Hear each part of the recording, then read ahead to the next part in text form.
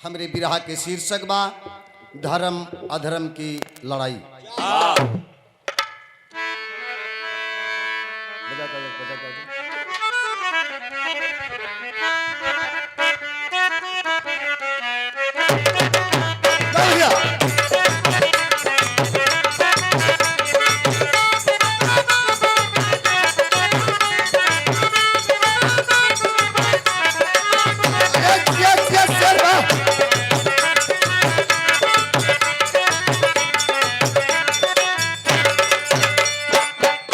सत्यवादी सदा सत पे रहते अटल, दान देने में दिल को हटाते नहीं। राज देना पड़े ताज देना पड़े, प्राण देना पड़े सत भुलाते नहीं। चाहे धरती टले यूं गगन भी टले, बात कह करके वापस घुमाते नहीं। कभी ब्रह्म देव कहते विजय सत्य का, हार जाते उधम पार पाते नहीं।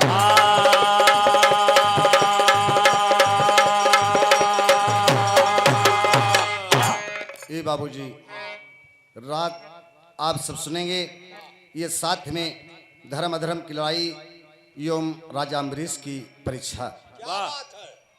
कहानी हमारी ही से स्टार्ट बात कि कल युग जब दुनिया में आया, अरे प्रथम धर्म को उपजाया।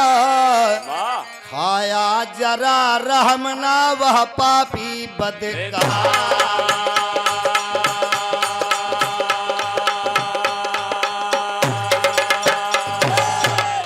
तब पहले कल युग आए जगत माँ अधर्म को उपजाया है। पहरा कड़ा किया अधर्म कई अपना मौज उड़ाया है। राजा बन के अधर्म बैठा शासन जोर चलाया है। घर घर फूट किया अधर्म ने ऐसा विष फैलाया है। बेटवा के मत मार गवा है, मात पिता दुख पाया है। बेटवा के मत मार गया है, मात पिता दुख पाया है। बेटवा के मत मार गया है, मात पिता दुख पाया है। तब एक रोज के हाल सुनाया, धर्म से धर्म भेटाया। बहसी बहसा होन लगा है, कस के डपट लगाया। अधर्म का है सुना अधर्म का है सुना, धर्म का है इतना पगलाया है। अब तुम चला जाओ दुनिया से, मेरा पहरा आया है। अधर्म का है बड़ा तो मैं हूँ, तुम तो छोट है। एक दिन संजोग बस धर्म और अधर्म से मुलाकात हो जाती है। अधर्म कहता है राज्य मेरा है, मेरे राज्य में तुम्हारा गुजारा नहीं है, चले जाओ यहाँ से। अधर्म कहा हम धर्म अधर्म से कहता है हम इससे जाने वाले नहीं है। अधर्म कहता है अधर्म बोला मैं बड़ा, मुझसा बड़ा न को। सबके मतिमा मैं फिरूं, जो जो कहा सो कहा। कुछ भी हो, धर्म कहता है कुछ भी हो मैं नहीं जाऊंगा, मैं अपनी संघर्ष करूंगा। कहता है बाबूजी विराट भाव बदलेगी कि अरे बार बार धर्म अरे बड़ाई कैले, और भागे नहीं धर्म तब धर्म से लड़ाई के। भागे नहीं धर्म तब धर्म से लड़ाई गई, भागे नहीं धर्म तब धर्म से लड़ाई गई। लड़ाई कैले, लड़ाई कैले, भागे नहीं धर्म तब धर्म से लड़ाई गई। भागे नहीं धर्म तब धर्म से लड़ाई गई। अधर्म कहता है तुम अजमाना चाहते हो, ठीक है। अधर्म बोला अम्ब देश में अम्बरीश नृपदानी जी, करूं चढ़ाई मैं राजा पर नाश करूं रज। कहा आया बचाना राजा को, अरे या जमाई कैले और भागे नहीं धर्म तब धर्म से लड़ाई करे।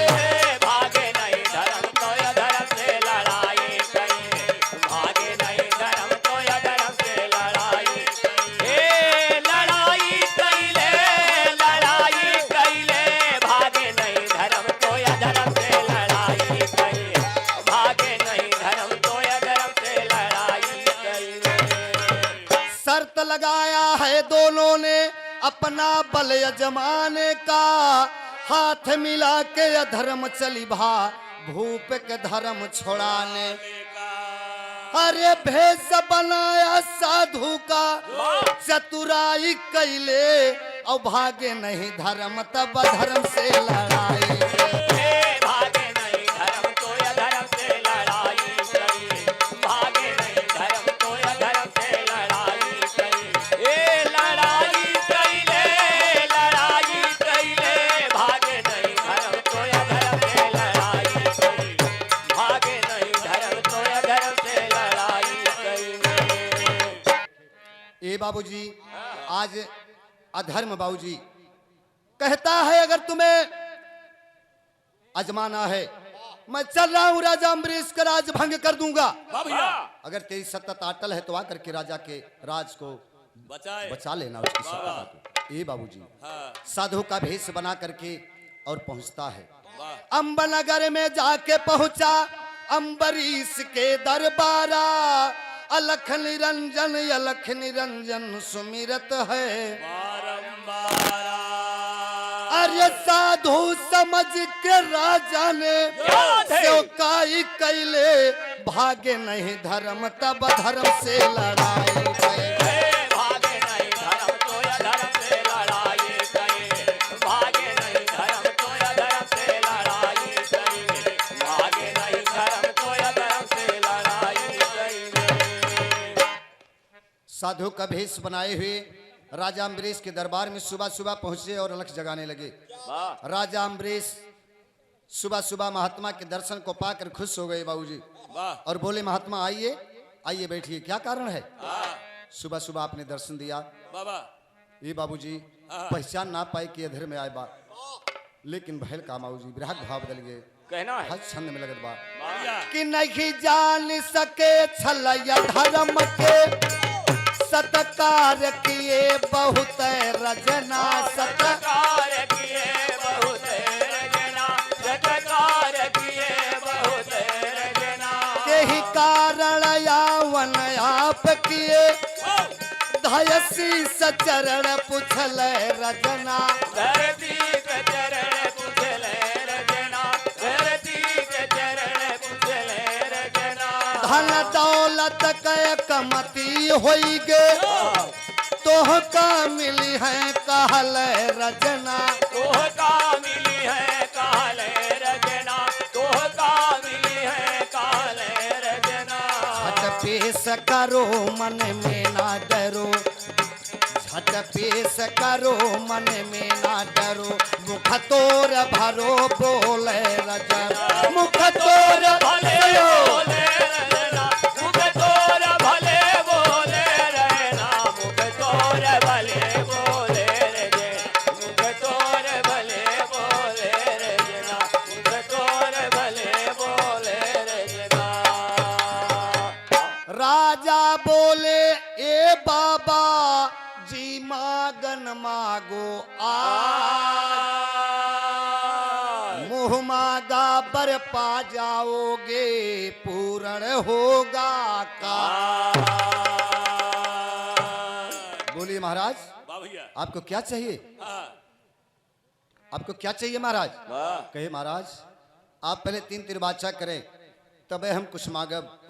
ये बाबूजी अधर्म राजा अम्बरीश से 3 तिरबाचा करा के और मांगता क्या है? विराग भाव बदल गया मास्टर कि बोला या धर्म, बोला या धर्म, हे राजन बचन दीजिए, 24 घंटे को राजा बना दीजिए। बोला या धर्म, हे राजा वचन दीजिए, 24 घंटे को राजा बना दीजिए, बोला धर्म, हे राजन वचन दीजिए, 24 घंटे को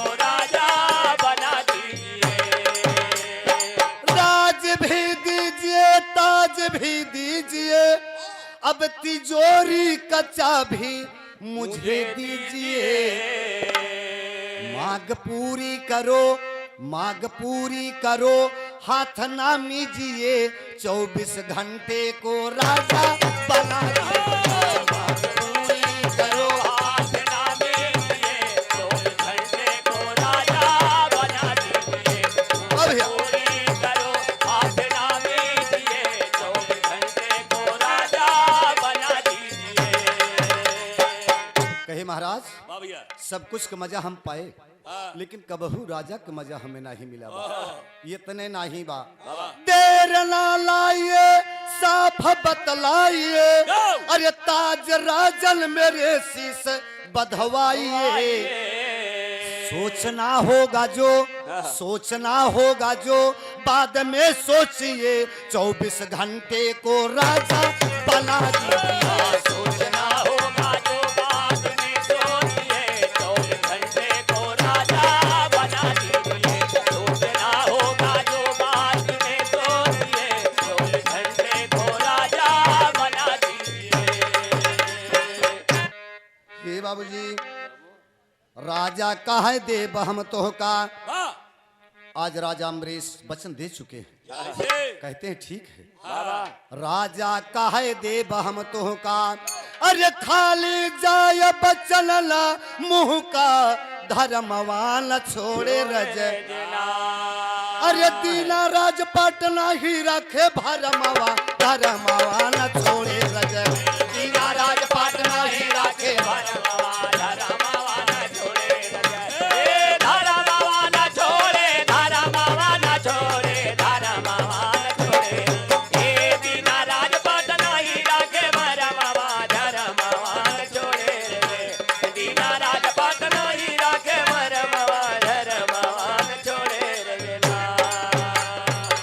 राजा अम्बरीश अपना राजपाट सब कुछ बाबूजी दांव पर लगा दिए। ऐसे धर्मिष्ठी राजा थे कि चाहे धरती टले यूं गगन भी टले, बात कह करके वापस घुमाते नहीं। ये बाबूजी आज कहना हुआ यार, बिरहक भाव बदल जात बात। राजपाट दे दिया भूप जी, चरण दिल में किया फिकर हाजरा, दिल में किया फिकर हाजरा, दिल में किया फिकर। 24 घंटा फुलवारी में राजा साहेब किया गुजर, राजा साहेब किया गुजर, हाय राजा साहेब किया गुजर, ओ राजा साहेब किया गुजर। अधर्म के सन्मुख राजा ले जाके पहुँचे होत फजर, जाके पहुँचे होत फजर, हाँ जाके पहुँचे होत फजर। राजा का है बचन भय पूरा, तब यह धर्म बोला हंस कर, तब अधर्म बोला हंस कर, हाँ तब अधर्म बोला हंस कर। दानी समझ तू है हम राजा, आयन है तोहरे दर पर, आयन है तोरे दर पर, आए हैं तोरे दर पर। थोड़े मजा मिला है राजा, अब बहिन बात ढेर कसर, ये वही बात है ढेर कसर, ये वही बात है ढेर कसर। साल 85 औरो रहब, हसरत पूरा हो ये दिल कर, हसरत पूरा हो ये दिल कर, हसरत पूरा हो ये दिल कर। राजा का है बहुत बढ़िया बा, तब यह धर्म बोला हंस कर, तब यह धर्म बोला हंस कर, तब यह धर्म बोला हंस कर। यह तो राज हुआ अब मेरा, यह तो राज हुआ अब मेरा, अब यह से तुम जाओ निकाल, यह तो राज हुआ अब मेरा, तुम जाओ निकाल, अब यहाँ से तुम जाओ निकल, यहाँ से तुम जाओ निकाल, यह तो राज हुआ मेरा, अब यहाँ से तुम जाओ निकाल,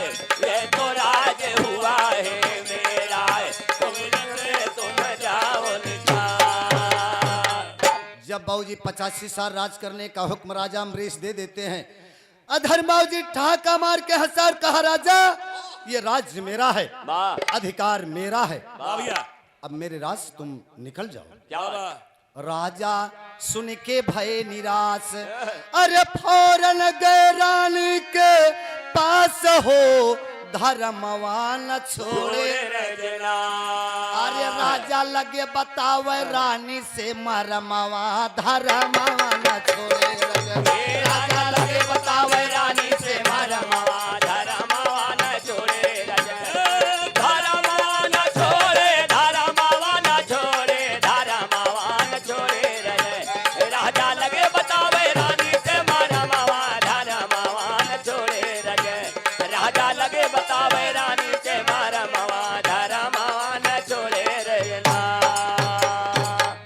राजा अम्बरीश अपने रानी अम्बिला से जाके सारी बात को बता दिए। वाह भैया जब सारी बात रानी अम्बिला सुनती है कि हमारे पतिदेव ने राजपाट सब कुछ एक महात्मा को सौंप दिए हैं, वाह भैया बड़ी कष्ट होती है बाबूजी। एक छे तर्ज लगल बिरहा में, वो है तर्जबा कि अरे भाजानिया हो, अरे भाजानिया सथवा मा जाए, भाजानिया सथवा मा जाए, भाजानिया सथवा मा जाए, भाजानिया भाजानिया हे भाजानिया सथवा मा जाए, भाजानिया सथवा मा जाए, भाजानिया सथवा मा जाए, भाजानिया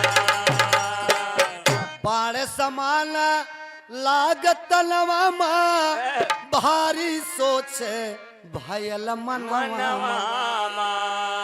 कहीं वापस कैला, अरे वापस कैला बचनिया रानी मन की होगा, लानिया रानी मन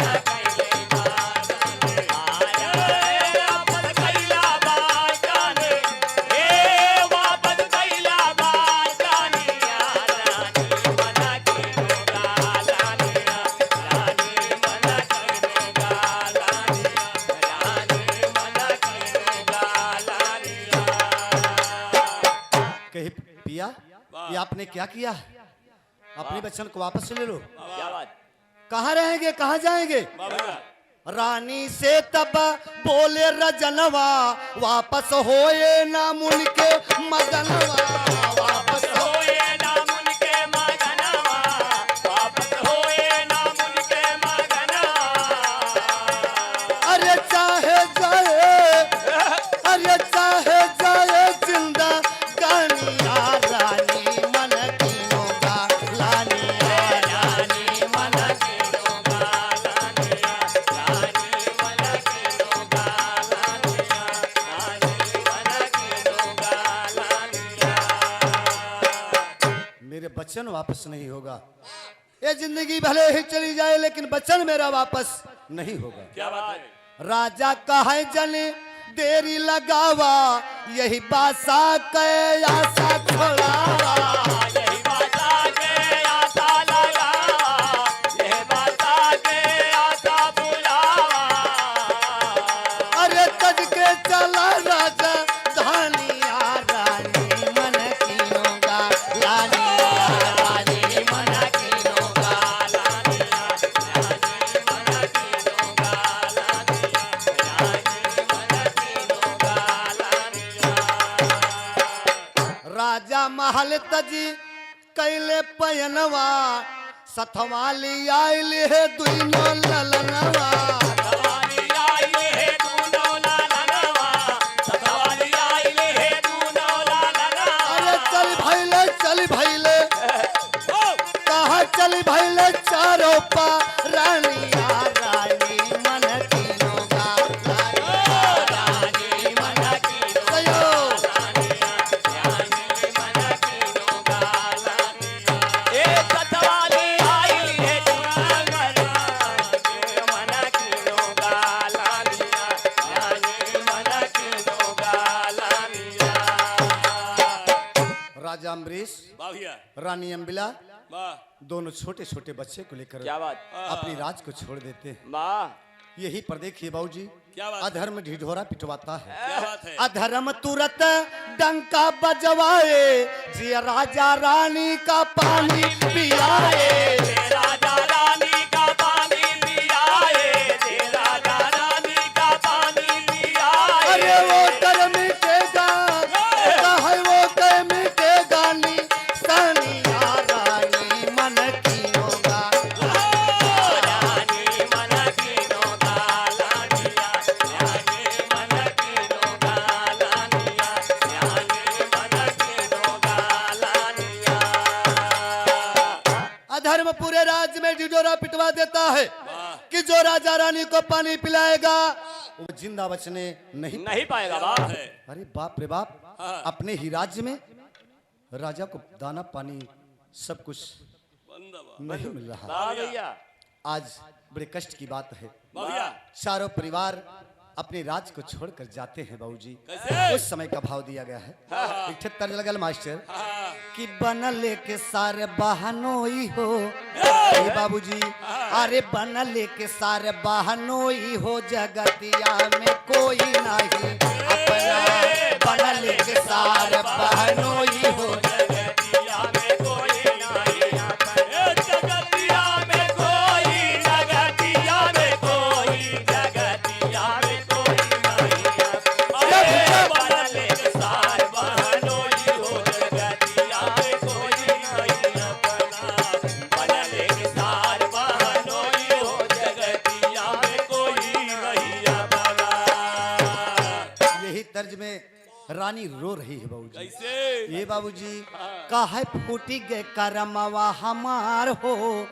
अरे फूटी गा करमवा हमार हो, सुना संसार कैला बिधया। फूटी गए करमवा हमार हो, सुना संसार कैले विधान। अरे सुना संसार, सुना संसार, सुना संसार कैले। अरे फूटे करमवा हमार हो, सुना संसार कैले विधान। फूटे करमवा हमार हो, सुना संसार कैले विधान। मागे नाही पावे राजा कहूँ दाना पनिया। अरे भूखिया सतावे उनक सूखीगा बदनिया। अरे रोवे लागे, रोवे लागे दुनहु कुंवार हो, सुना संसार कैला बिधना। रोवे लागे दुनहु कुंवार हो, सुना संसार कैले विधान। अरे रोवे लागे दुनहु कुंवार हो, सुना संसार कैले विधान। जकरे दुआरे राजा पटवा दिखावे। अरे बतिया न पूछे उनका मार के भगावे। अरे देवे नाही खावे के यहार हो, सुना संसार कैला बिधना। देवे नाही खावे का यहार हो, सुना संसार कैले विधान। अरे सुना संसार, सुना संसार, सुना संसार कैले विधान। अरे देवै नाही खाने का आहार हो, सुना संसार कैले विधान। देवै नाही खाने का आहार हो, सुना संसार कैले विधान। दरिया बदर बाबूजी कहीं अन्न जल नहीं मिल रहा है, एकदम दोनों बच्चे रो रहे हैं। वाह माई भूख लागबा, भैया, हमें भोजन दे दा माई। क्या बात? अरे बाप रे बाप, दरिया बदर राजा रानी ठोकरा के पिछवा के घूम नाही अगवा का जाते। अरे देहिया में चढ़ी गया बुखार हो, सोना संसार कैला देहिया में चढ़ी गया बुखार हो, सुना संसार कैले विधान। देहिया में चढ़लै बुखार हो, सुना संसार कैले विधान। चलते चलते चारों थक गए भाई। अरे दूसरे नगरिया में पहुँचे हैं जाई। अरे मिला एक होटल कारोबार हो, सुना संसार कैला विधना।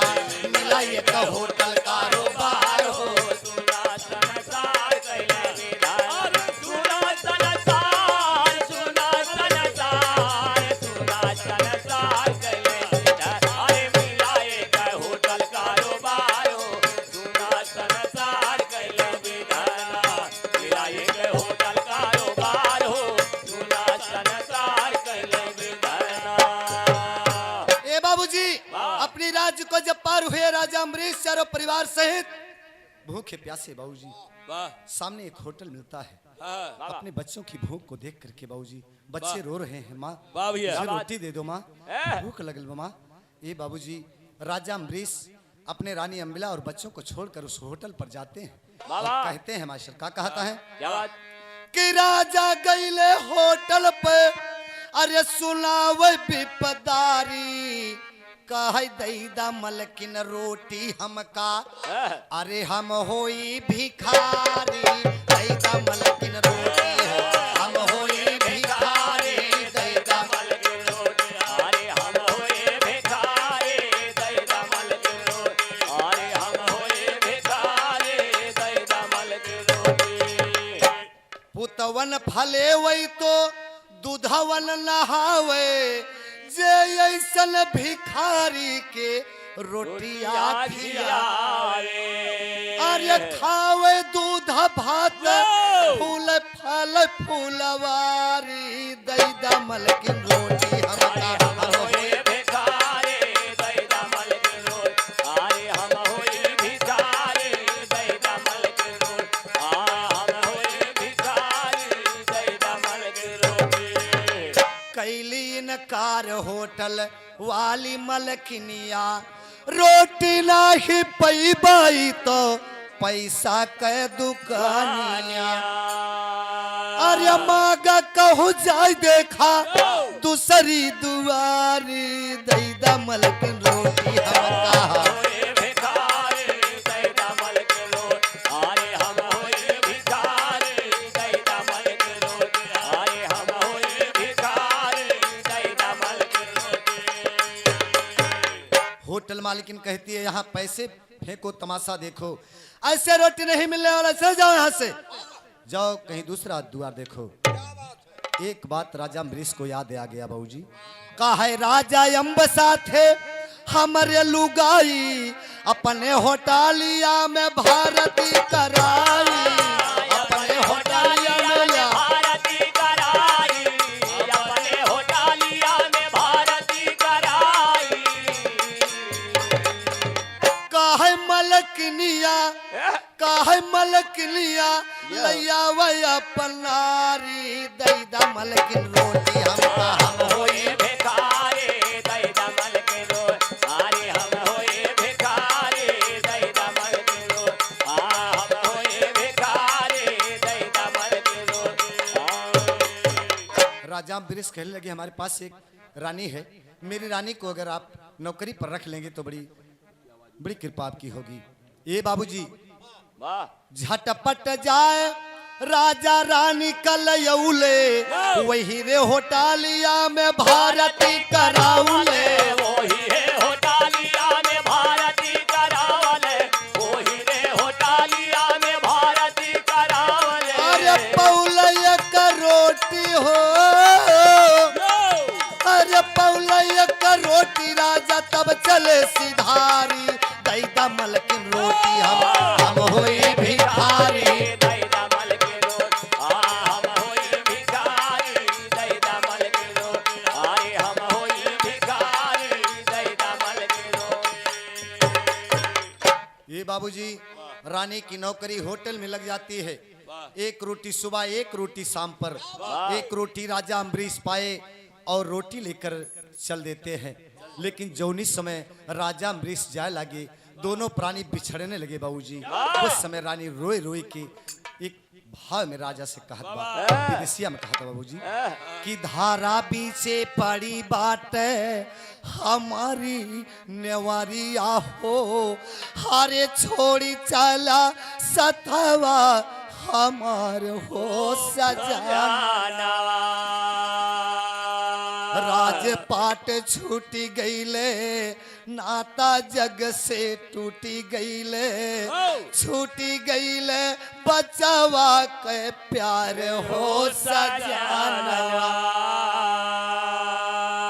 अखिया के तारे प्यारे दून हो सुगनवारे, हरे जियारा के हमारे आधार हो सजाना। काहे रोटी बचवन के हे बाबूजी रोटी मांगे जाया पिया, सझावा के आया पिया, दिहा कीहा दरस दीदार हो सजाना। कि बचवन के सेवा करा, मागी मागी पेट भरा, हरे कारा यही रतिया गुजर हो सजनवा।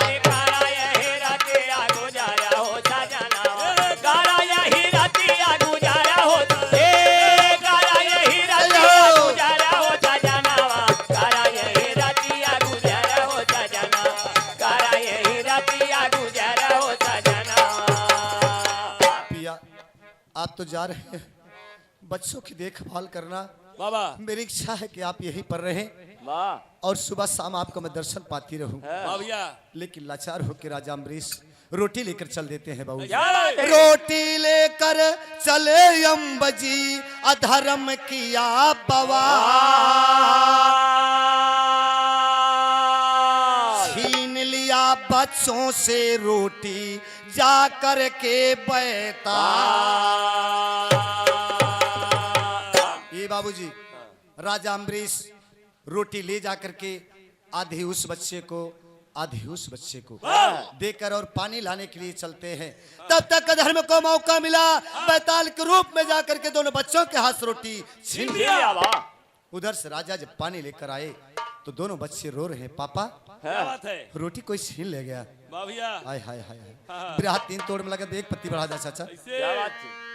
हाय अरे अधर्म भारी किया बवाल, भूखा रहेगा दोनों लाल, और रोटी छीन लिया बैताल चाल किया कितना। रोटी छीन लिया बैताल चाल किया कितना, रोटी छीन लिया बैताल चाल किया कितना, चाल किया कितना, चाल किया कितना, चाल किया कितना। रोटी छीन लिया बैताल चाल किया कितना, रोटी छीन लिया बैताल चाल किया कितना। राजा पानी लेकर आए, रोते दोनों लाल का पाए, और फौरन कंधे पर बैठाए वही उठाए ललना। फौरन कंधे पर उठाए वही उठाए रजना, फौरन कंधे पर उठाए उठाए रजे, फौरन कंधे पर बैठाए उठाए रजना। सीधे नदिया तट पर जावे, दोनों लड़कन का बैठावे, अपना जल बीचे नहावे लागे धोए बदना। अपना जल बीचे नहावे धोए लावे, अपना धोए बदना, यारे धोए बदना, राम धोए बदे, अपना जल बीचे नहावे धोए धोए बदे, अपना जल बीचे नहावे धोए धोए बदना। वही समय माया धर्म अइले, राजा के संग दगा कमैले, और उनका जल ही में दबौले गईले बूढ़ी रजना। उनका जल ही में दबौले गईले बूढ़ रजे, उनका जल ही में दबौले गईले बूढ़ रजे, उनका जल ही में दबौले गईले बूढ़ रजना। ये बाबूजी राजा दोनों बच्चों को उठाए और घाट पर ले जाके दोनों बच्चों को पानी पिलाए, और पानी पिलाए बाबूजी दोनों बच्चे को बैठा करके।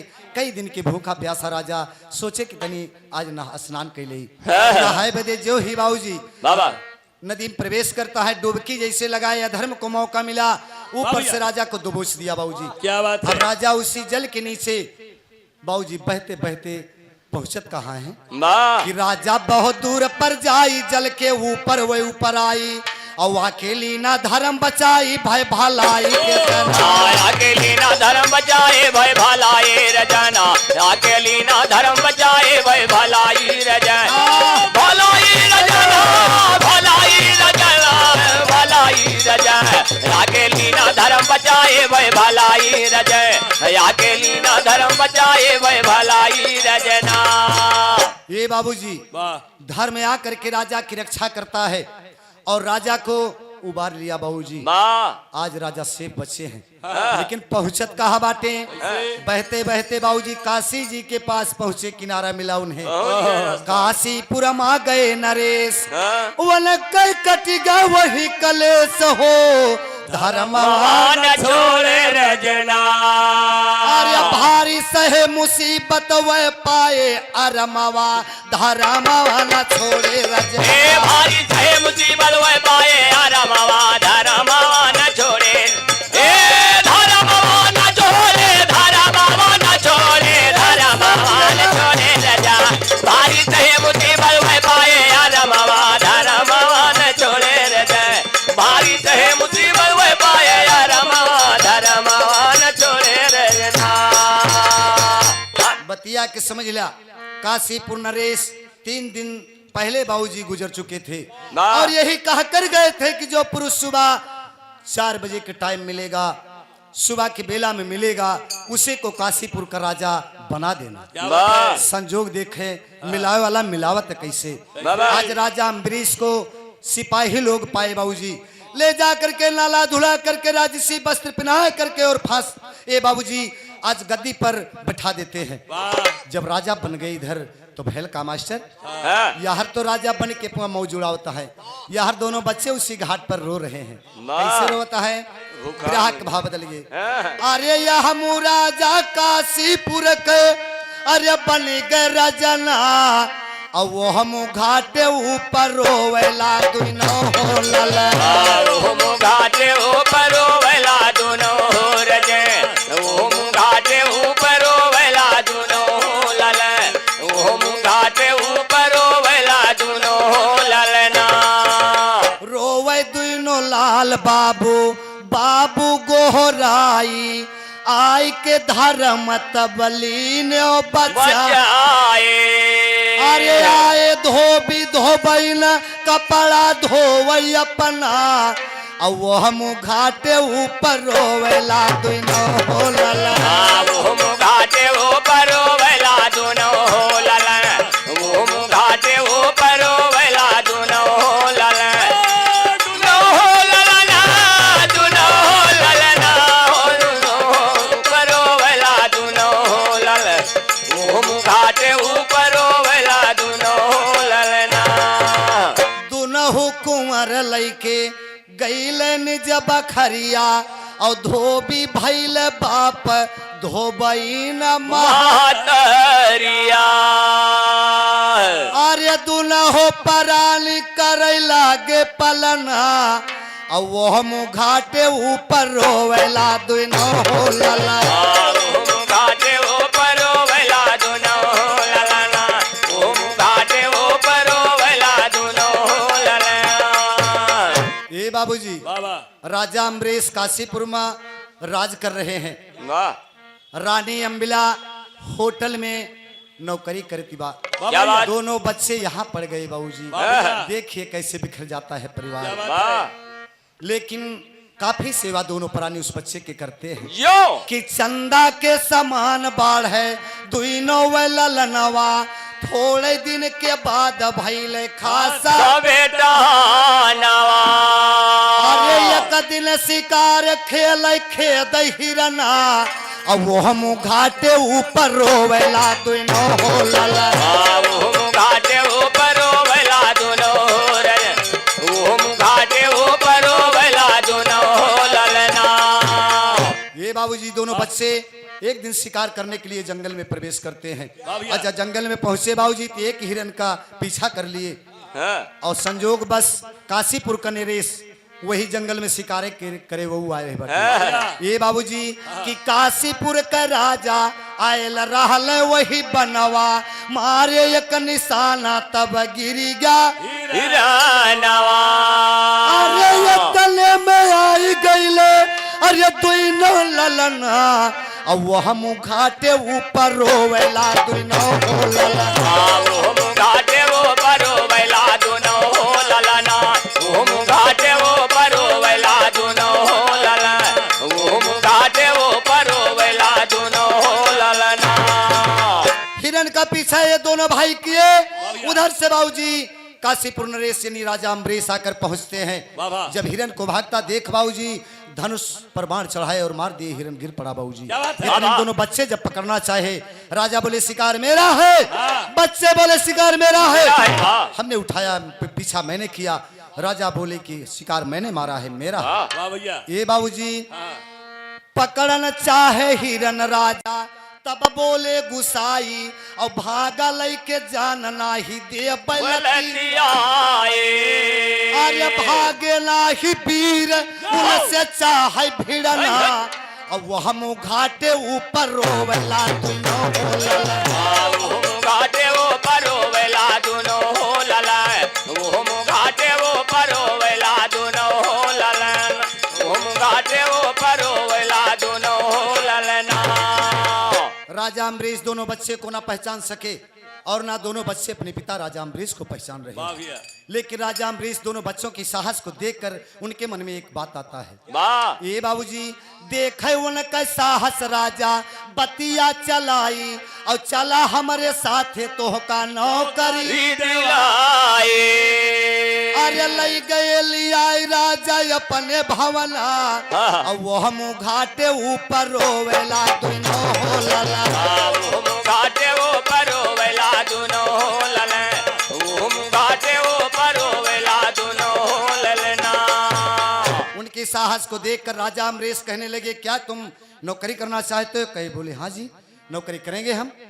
दोनों बच्चे को ले जाकर राजा अम्बरीश बाबूजी सिपाही के पद पर तैनात कर देते हैं। क्या बात है? ग्राहक भाव आल्हा में मिलत बाबूजी भैया के अरे दोनों हो ललनवा रजनवा के सथवा, काशीपुर गई सिपाही पद पा। हर रानी के धर्म खोवे चला या धर्म, अरे बन के सौदागर गई सऊदिया से। दोनों बच्चे को आराम मिला बाबूजी। इधर यह धर्म रानी की सत्यता को भंग करना चाहता है। एक माया का नाव का बनाए, चांदी सुबरन ला दे बाबूजी, और उसी होटल के किनारे लाकर घाट पर नैया रुकवा दी बाबूजी। ये बाबूजी नैया पे लदाए भैया चांदी सुबरनवा, लाए के किनारे दिहिस नैया रुकवा। जहाँ रानी का रथी होटलवा में कमावा, जहाँ रानी का राती होटलवा में कमावा, जहाँ रानी का राती होटलवा में कमावा। अरे वही धर्मवा पहुँच गए।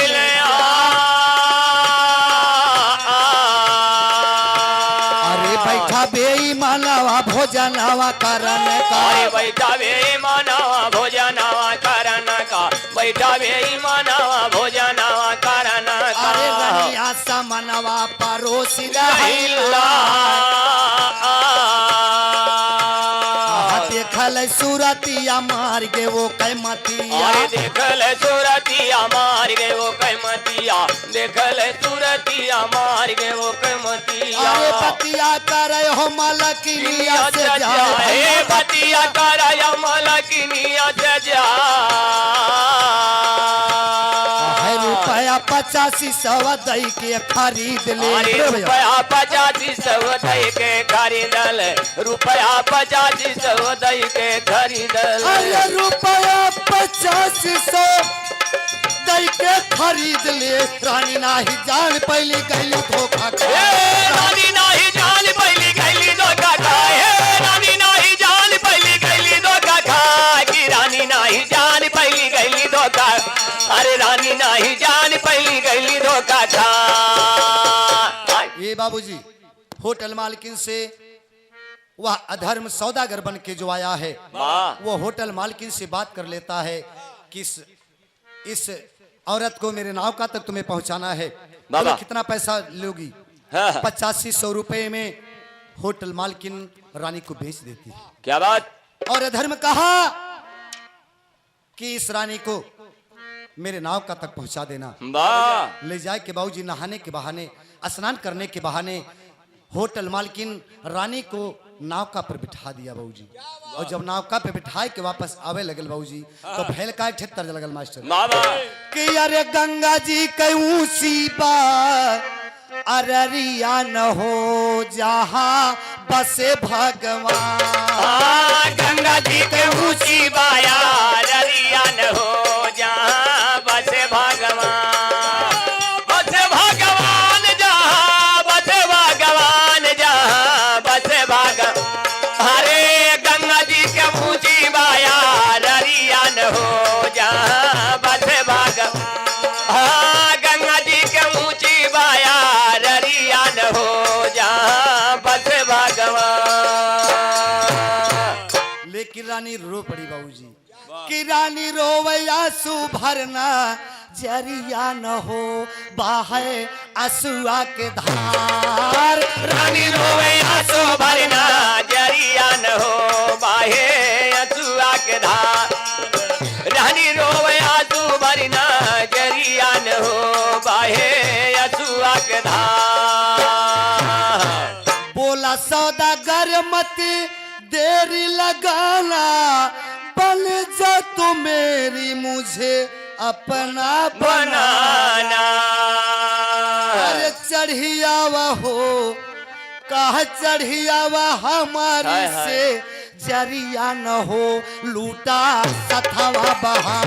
अरे चढ़िया वहाँ मेरी से जरिया न हो लूटा सथवा बहार। लूटा सथवा बहार लूटा सथवा बहार।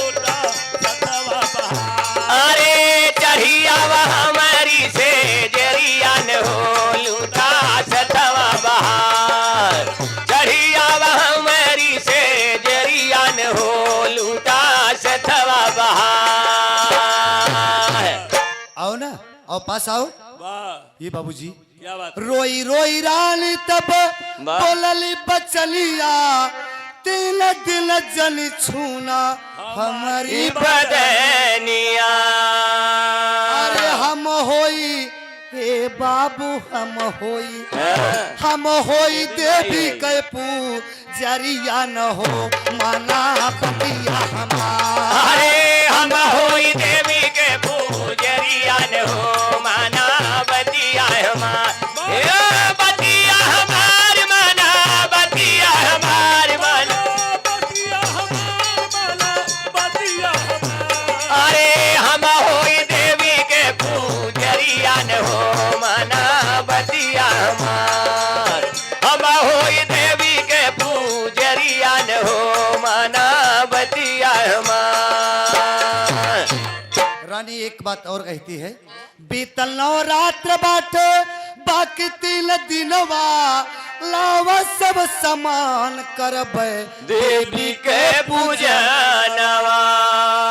अरे तब बनबे हे बाबू तब बनबे। वाह आज लाचार है वाह। कि तब बनब तो हारोगू जरिया न हो माना पतिया हमार। तब बनब तोहार गुजरिया न हो माना बतिया हमार। ए तब बनब तोहार गुजरिया न हो माना बतिया हमार। इतनी बात जब सुने बाबूजी अधर्म से बर्दाश्त नहीं हो रहा है। वाह अधर्म रानी के बाबूजी हाथ पर हाथ रखना चाहे। तबले हुआ क्या मास्टर क्या हुआ। तबले भाई आकाश से बानी अरे सौदा गर रखला सावधानी धर्मवान छोड़ रे जना। अरे ले है लूट रात क्या बात है? डाकुआ रकमवा धर्मवान छोड़े रजा। एली है लूटरात में डाको तब रकमवा धर्मवा न छोड़। ए धर्मवा न छोड़े धर्मवा न छोड़े धर्मवा न छोड़े। आले है लूटरात में डाको तब रकमवा धर्मवा न छोड़े रे। ले है लूटरात में डाको तब रकमवा धर्मवा न छोड़े रे जना। आकाश बड़ी आवाज होती है ऐ मुसाफिर भैया ये तूने क्या कर रहा है। तो किसी की आबरू से खेलना चाहता है। वाह। अरे तेरी जो माया के नाव का परचादी सुबरन माया भी लदा है, ये आज रात में तेरे नाव का पर एक नहीं रहेगा। वाह। सब डाकू लूट लेंगे, तो अपने ये सामान की रक्षा करो। है। ये बतिया के सुन के बाबूजी आज सौदागर डर जाता है। बाबा कहना हुआ विराग भाव बदलिए कैसे और बढ़ा देना। हाय बढ़ा दे। हाय राम गईले होडरी, अरे बाबू गईले होडरी, पानी सुन के सौदागरवा गईले होडरी। पानी सुन के सौदागर आ गईले हडरी, पानी सुन के सौदागर आ गईले हडरी, पानी सुन के सौदागर आ गईले हडरी। काशीपुर राजा से जाके सारी हाल बतावे, आए दया राजा के तुरंत दुईठे पुलिस पठावे, और जावे देने का पहरावा गईले हो। जावे देने का पहरावा गईले होने, जावे देने का पहरावा गईले होने, जावे देने का पहरावा गईले होने। सौदागर यानी अधर्म राजा अम्बरीश जो काशीपुर का नरेश है, वो नहीं से जाए के मदद मांगते हैं। बाबा और काशीपुर नरेश भेजत के का बाटे रक्षा में, सुरक्षा में बाबूजी वही दोनों बच्चे को भेजे जो नई नई पोस्टिंग भैबा। बाबा वही दोनों बच्चे जाता है नावका के बाबूजी सामान रखावे बदे, वही नावका पर उनके मतारी बा अपने मतारी के रखावे जाते हैं। मिलावे वाला मिलावत है कैसे कैसे यार दोनों बच्चे आकर बाबूजी नावका पर रखवाली कर रहे हैं। और सौदागर कैलित का बा, सौदागर गईले देहातमा सौदा करन की ताई, दोनों भाई नाव के ऊपर पहरा रहे लगाई, माई गंगा के सहारावा गईले होडरी। माई गंगा के सहारावा गईले होने, माई गंगा के सहारावा गईले होने, माई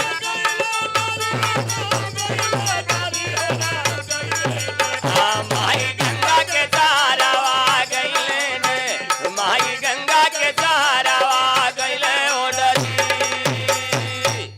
दोनों बच्चे अपने माँ की रक्षा करते हैं। वाह। छोटका लड़का कहत बे भैया, छोटा लड़का कहा कि भैया कहना कोई कहानी, कहानी है। जौने रात गुजर हो जाए, अरे ना आए नुकसानी, और मान ली जई जहरावा गईले हो, मान ली जई जहरा।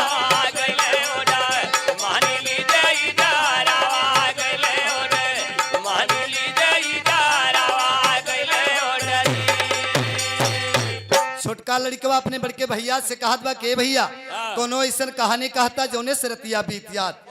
बड़का लड़कवा अपने मन में विचार करत बा, बोला कुंवर बड़ा वाला तुम सुन लो छोटे भाई, दूसरे के बीती भैया हम तोहका काव सुनाई, और गाई अपन कुल पवारावा गईले होडरी।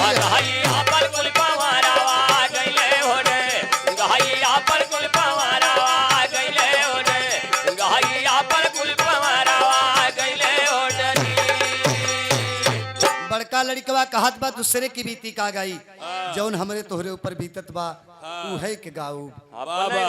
कैसे बतावत बाबा विरह का भाव बदल गया कि दूसरे के बीती भैया काहे का गाई, बिरना हो बिरना हो, सुनाया पल बीती हम सुनाई, बिरना हो सुनाया पल बीती हम सुनाई, बिरना हो सुनाया पल बीती हम सुनाई।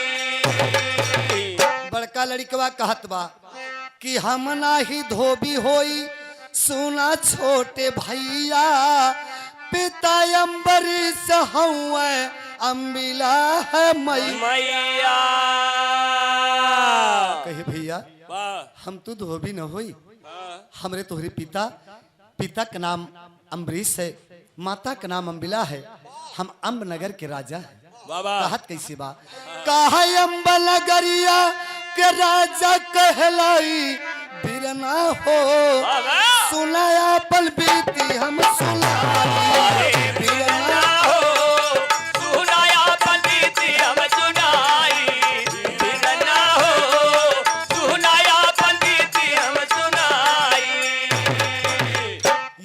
बात जब रानी सुनता और बच्चों के मुख से अपना नाम, अपने पिया का नाम, तो कहा था बच्चे, ये बच्चा, ये बेटवा, एक बार और कहा है बाबा तनी बता दे, फिर से वही शब्द दोहरा दा। ये बाबूजी वही शब्द बच्चा जब फिर दोहराता है, ये तना सुने पे रानी रोवे भारी नयनवा, करवा लगाइल हली दूल्हा हो ललनवा। आज अपने बच्चों को गले से लगा लेती है। बाबा कितने दिन के बिछड़े बाद मेरे बच्चे मुझे मिल गए। वाह। वाह प्रभु आप धन्य है। बाबा हे बाबूजी हाँ। किरतिये में काशीपुर पहुँचे हजाई बिरना हो, सुनाया पल बीती हम सुना बिरना हो, सुनाया पल बीती हम सुनाई। बिरना हो, सुनाया पल बीती हम सुनाई। बिरना हो, सुनाया पल बीती हम सुनाई। हे बाबूजी दोनों बच्चे अपने माता को लेकर के बाबूजी और सीधा वही जाते हैं जहाँ राजा अम्बरीश हैं। क्या बात है? काशी नरेश जहाँ है बाबूजी। वाह भैया वाह। और जाए के जब चारों जने इकट्ठा भे, ए बाबूजी कहना हुआ राजा रानी दुइनो प्राणी हो, दुइनो कुंवर हो, परिचय पहचान कैले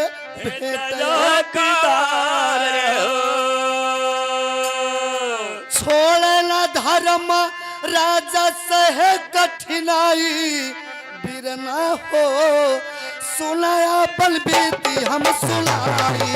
बिरना हो, सुनाया पल बीती हम सुनाई। बिरना हो, सुनाया पल बीती हम सुनाई। परिचय पहचान हुआ, चारों परिवार गले से लग गए बाबूजी। अब इधर अधर्म जब आता है, अपने नाव का पर न चांदी न सुबरन न वहनारी, कुछ भी नहीं पाता है बाबूजी। बाबा अधर्म घबरा गया। हाँ। सुबह हुआ, अधर्म करत का मास्टर भोरे अधर्म कीन पयाना, पहुंचा काशीपुर दर म्याना। राजा तुरत अडर करवाई, पकड़ पुलिस हथकड़ी लगाई। अधर्म गयल बहुत घबराई, परगट भयल धर्मता आई। लीन बचाए बिनय बहु कीना, अधर्म हार मानत बलीला। जय जयकार भयल उस बारा, धर्म जीत गया अधर्म हारा। राजा अधर्म को देखा जब बाबूजी तुरंत हथकड़ी लगवाए। जब अधर्म समझ जाता है कि काम बड़ा गड़बड़े में बा, तो धर्म को पुकारता है। धर्म और अधर्म इकट्ठा हुए, बाबा राजा से सारी बात को बताए। ये बाबूजी सारी बात को बताए राजा से, और सब गले मिलते हैं। लेकिन यही थोड़ा के प्रमाण बा आखिरी भाव में प्रमाण बा भी रहा के सच्चाई सत्यता के प्रमाण बा। कैसे मास्टर? बाबा जग में उत्तम सच्चाई, अरे भजन या दुनिया जानेला, और टिका धर्म के ऊपर बा धरनिया दुनिया जानेला। धर्म के ऊपर बा धरनिया दुनिया जानेला। धर्म के ऊपर बा धरनिया दुनिया जाने। यो दुनिया जाने लो, धरनिया दुनिया जाने, दुनिया जाने। आज के धर्म के ऊपर बा धरनिया दुनिया जानेला। धर्म के ऊपर बा धरनिया दुनिया जानेला। पहला प्रमाण बा कि अवधपुरी के राजा रहले हरिश्चंद्र बुद्धिमानी हो, राज छोड़ का सीमा बिकले जाके तीनों प्राणी हो अरे 60 भार सोना कीना, भुगतलिया दुनिया जानेला, और जग में फैला उनका नाम निसनिया दुनिया जानेला। उनका नाम निसनिया दुनिया जानेला। जग में फैला उनका नाम निसनिया दुनिया जानेला। जग में फैला उनका नाम निसनिया दुनिया जानेला। जग में फैला उनका नाम निसनिया दुनिया जानेला। कहना हुआ मास्टर ए बाबूजी हाँ, कि भूप विक्रमादित्य हुए इस धरती पर सतधारी हो, धर्म नहीं छोड़े राजा पर सहे मुसीबत। भारी हो। अरे हाथ पैर कटवौले में न बदलिया दुनिया जानेला, और राजा पेर तेली के घर घनिया दुनिया जानेला। राजा पेरा तेली के घर घना दुनिया जानेला, राजा पेरा तेली के घर घना दुनिया जानेला, राजा पेरा तेली के घर घना दुनिया जानेला। लेकिन आखिरी भाव में कहना बा कि भूपयने को आए जगमा एक से एक महान हो, सारी दुनिया कीरत गावे भाखे वेद पुराण हो। अरे जब तक रही है धरती और पनिया दुनिया जानेला, और तब तक चली है जगमा अमर कहानियां दुनिया जानेला। तब तक चले है जगमाल अमर कहानियां दुनिया जानेला, तब तक चले है जगमाल अमर कहानियां दुनिया जानेला। जग में वही पुरुष का नाम जिसने किया धर्म का काम हो, धर्म वाला छोड़े रजला। अरे कविता परम देव कई जैसे बदमवा धर्मवा न छोड़े रज।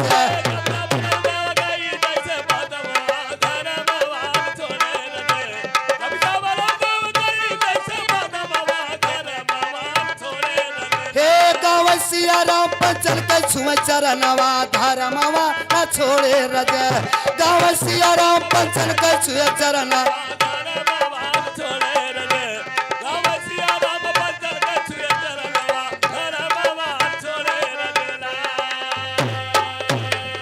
अधर्म बहुविधि जोर लगाया, नाही जीत धर्म को पाया, आया फिर रस्ते पर मान लिया है